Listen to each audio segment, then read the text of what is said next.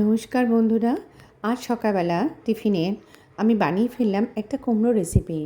তাই তোমাদের সাথে আমি সেই কুমড়ো রেসিপিটা শেয়ার করছি। খেতে হয়েছিল ভীষণ ভালো আর খুব চটপট চটজলদি এটা তোমরা বানিয়ে নিতে পারো। তার জন্য কিছু কুমড়ো নিয়েছিলাম।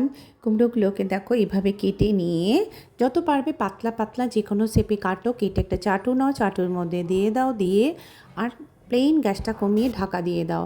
অটোমেটিক কুমড়োটা দেখবে নরম হয়ে যাবে। তারপর তার মধ্যে একটু পেঁয়াজ কুচি, কাঁচা লঙ্কা কুচি, ধনেপাতা কুচি দিয়ে করো নাড়াচাড়া। ঘি দিয়ে নাড়াচাড়া করতে পারো অথবা একটু তেল দিয়েও তোমরা নাড়িয়ে চাড়িয়ে নিতে পারো। নেওয়ার পর এটা একটা রুটির সাথে খেতে ভীষণ ভালো। আর তোমরা তো জানোই সকলের জন্য সব রকম টিফিন আমাকে বানাতে হয়। এবার বানিয়ে ফেললাম আমার জন্য আর বাড়ির অন্যান্য সদস্যদের জন্য। দই আর কিছু নিয়েছিলাম আম। এর মধ্যে তুমি আপেল দিতে পারো, কলা দিতে পারো। তো আজ আমি ওসব আর দিলাম না ফল, শুধু আম দিয়েই একটু বানালাম। চিয়া সিডসটা দই দিয়ে ভালো করে মিক্সিতে গ্রাইন্ড করে নেবে।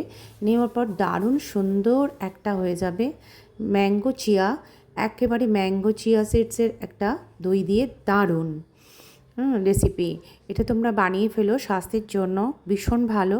যাদের সুগার আছে তোমরা তারা ম্যাঙ্গোটাকে স্কিপ করতে পারো, কলাটাকে স্কিপ করতে পারো, তোমরা তরমুজ দিয়ে করতে পারো। চিয়ার সিডস তো ভীষণ একটা উপকারী জিনিস।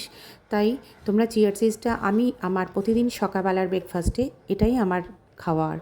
তো তোমরাও এটা করতে পারো, সকালে টিফিন এটা রাখতে পারো। শরীর এবং স্বাস্থ্য দুটোর জন্য ভীষণ ভালো। আর বিশেষ করে মেয়েদের ক্যালসিয়ামের ঘাটতি বলো, বিভিন্ন রকম হেলথ ইস্যু বলো, চিয়া সিডস খুব উপকারী। তো কেমন লাগলো আমাকে জানি।